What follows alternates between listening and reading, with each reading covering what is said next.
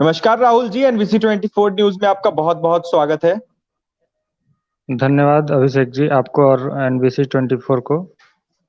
आप लोगों का धरना जो है वो स्थगित हो गया था, उसके बाद जिस तरीके से आज के न्यूज़पेपर में जो खबर निकल के आई है उसमें साफ साफ बताया है गया है कि एसटीईटी का जो पात्रता परीक्षा है उसका आयोजन किया जाएगा। कंप्यूटर विषय छोड़ा के तमाम विषयों का पात्रता परीक्षा होगा। क्या कहिएगा तमाम मेरिटधारी अभ्यर्थियों को?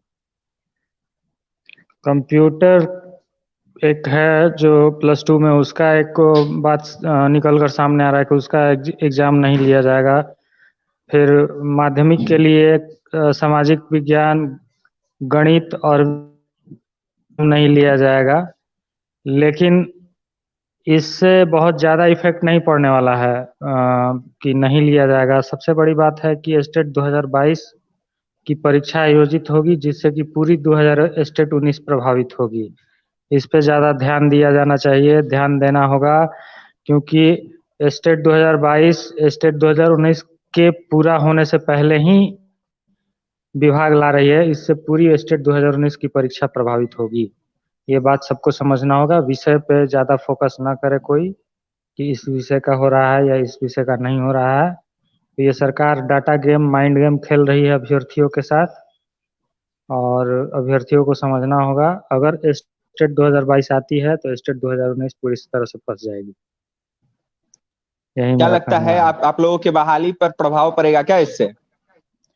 पूरी तरह से बहाली प्रभावित होने जा रही है। स्टेट 2022 का परीक्षा का शेड्यूल घोषित अगर हो जाए, अगर 2019 का रिक्रूटमेंट का नोटिफिकेशन आने से पहले, तो पूरी की पूरी बहाली प्रक्रिया प्रभावित हो जाएगी। लेकिन कहीं ना कहीं शिक्षा विभाग ने यह साफ साफ कहा है कि 2019 का एसटीईटी के जितने भी कैंडिडेट है उस पर प्रभाव नहीं पड़ेगा। जो बहाली है 7वें चरण की वो होगी और इसी साल होगी। तो क्या आश्वस्त ही है क्या आप लोग?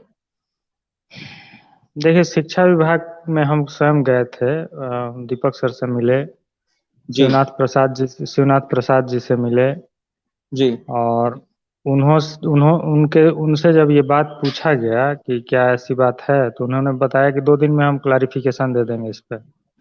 और देखिए, कल तक तो सिर्फ कॉमर्स की बात हो रही थी, आज इतने विषयों की परीक्षाओं की बात हो रही है, तो जी कहीं ना कहीं संकेत खतरे का है।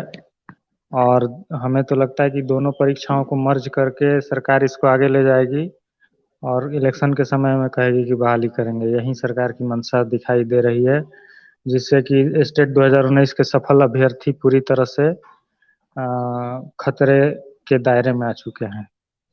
यानी जो कि इतने आपका दिनों साफ से साफ कहना है कि जो बिहार विधानसभा चुनाव जो 2024 में होगा तब तक बहाली जो है आप लोगों की फंसा दी जाएगी। जी बिल्कुल, सरकार की यही मंशा है कि बहाली को फंसाए फंसाए, अपने इलेक्शन तक ले जाके उसको चुनावी एजेंडा प्रोपागेट करे इसको, जी। और उससे बिहार के बच्चों के भविष्य से, बिहार के जो शिक्षक अभ्यर्थी हैं उनसे कोई लेना देना नहीं है। लेकिन शिक्षा मंत्री ने भी यह साफ साफ कह दिया था कि जो बहाली प्रक्रिया है लगातार जारी रहेगी। एसटीईटी का जो बहाली प्रक्रिया है वो भी जल्द से जल्द होगा और इसी साल बहाली करवाई जाएगी। यहाँ तक आपके साथियों को भी बोला गया है बिहार के शिक्षा विभाग के अपर मुख्य सचिव के तरफ से ये बात। शिक्षा मंत्री जुमला छोड़ते हैं, ठीक है। शिक्षा मंत्री कब क्या बोलेंगे उनकी बातों का कोई भरोसा नहीं है। शिक्षा मंत्री के जी बयान पे, शिक्षा मंत्री के वक्तव्य वक्तव्य पे मुझे कोई भरोसा नहीं है। साथ ही साथ अब शिक्षा विभाग से भी मेरा भरोसा उठ गया है।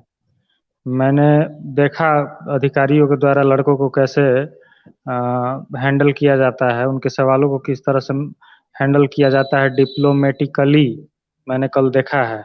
कोई क्लियर कट जवाब नहीं आता है, ना अधिकारियों के द्वारा और ना ही विभाग के द्वारा।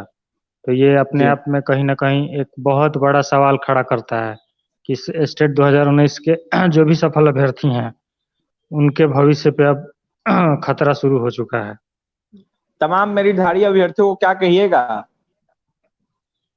सफल अभ्यर्थियों को मैं कहूँगा, तमाम मेरिटधारी अभ्यर्थियों को ही नहीं, जितने भी सफल अभ्यर्थी जी हैं, अगर वो नौकरी करना चाहते हैं, अगर वो चाहते हैं कि स्टेट 2019 की जो परीक्षा, प्रतियोगी परीक्षा, एक बहुत ही कठिन परीक्षा सीबीटी के माध्यम से कंप्यूटर बेस्ड टेस्ट जो होता है उसके माध्यम से उन्होंने सफलता पाई है। और जी अगर चाहते हैं कि स्कूलों तक पहुँचें, अपने सपने को साकार करें, तो वो सक्रिय होकर अब पटना में आंदोलन, सरकार के खिलाफ जो भी निर्णय होता है लड़कों के द्वारा, और आप खुद इनिशिएट कीजिए अपने लेवल पे, अपने ग्राउंड लेवल पे, अपने जो भी आप जहाँ से हैं वहाँ से। क्योंकि जी कोई किसी के लिए लड़ता नहीं है, हर किसी को अपनी लड़ाई खुद लड़नी पड़ती है। आप अपने यहाँ से, अपने ग्राउंड लेवल से खुद इनिशिएट कीजिए और कुछ कीजिए पटना के लिए। क्योंकि जी अब मुझे अगर क्लियरिफिकेशन इस पे देना होता तो सरकार और विभाग ने दे दिया होता। अब बिल्कुल कोई बिल्कुल। क्लैरिफिकेशन नहीं मिलने वाला है, माइंड गेम खेला जा रहा है। माइंड गेम को समझिए और अपना बहाली के लिए आप खुद संघर्ष करना शुरू कर दीजिए।